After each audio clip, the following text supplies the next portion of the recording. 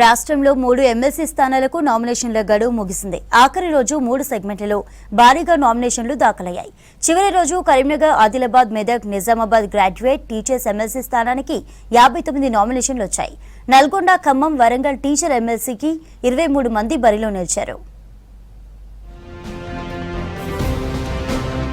రాష్ట్రంలోని 3 ఎమ్మెల్సీ స్థానాలకు నామినేషన్ల గడువు ముగిసింది.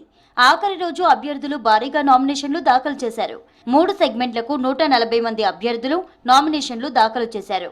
ఆఖరి రోజు కరీంనగర్, ఆదిలాబాద్, మెదక్, నిజామాబాద్ గ్రాడ్యుయేట్ ఎమ్మెల్సీ స్థానానికి 51 నామినేషన్లు దాఖలయ్యాయి. టీచర్ ఎమ్మెల్సీ స్థానానికి 8 నామినేషన్లు వచ్చాయి. నామినేషన్లు ప్రారంభమైనప్పటి నుంచి చివరి రోజు వరకు 100 మంది గ్రాడ్యుయేట్ అభ్యర్థులు నామినేషన్లు వేశారు. నల్గొండ, ఖమ్మం, వరంగల్ ఉపాధ్యాయ ఎమ్మెల్సీ నామినేషన్ గడువు ముగియడంతో 23 మంది అభ్యర్థులు పోటీలో నిలిచారు.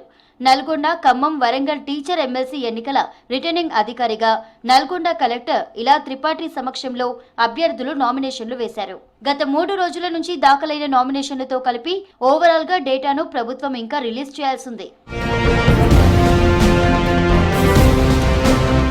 మరోవైపు Nalgonda, Khammam, Warangal teacher MLC independent అభ్యర్థి పూల రవీందర్ నామినేషన్ లో పాల్గొన్నారు. ఎమ్మెల్సీ తీన్మార్ మల్లన్న టీచర్ ఎమ్మెల్సీగా బీసీ నేత రవీందర్ ను గెలిపించుకుని తీరుతామన్నారు. కాంగ్రెస్ ప్రభుత్వం ఇచ్చిన షోకాస్ నోటీసును పట్టించుకోనన్నారు. బీసీ ఉద్యమాన్ని అణచివేయడానికి ఓ వర్గం చేస్తున్న కుట్రనే ఈ షోకాస్ నోటీస్ అని ఫైర్ అయ్యారు. 100% ఇవాళ రాజకీయాల్లోనే కాదు, ఉపాధ్యాయుల్లో కూడా బీసీ, ఎస్సీ, ఎస్టీ, మైనారిటీ వర్గాలన్నీ ఓవైపు, కేవలం ఆధిపత్య కులాల పిడికెడు మంది మరోవైపు వర్టికల్గా డివిజన్ వచ్చింది ఇవాళ.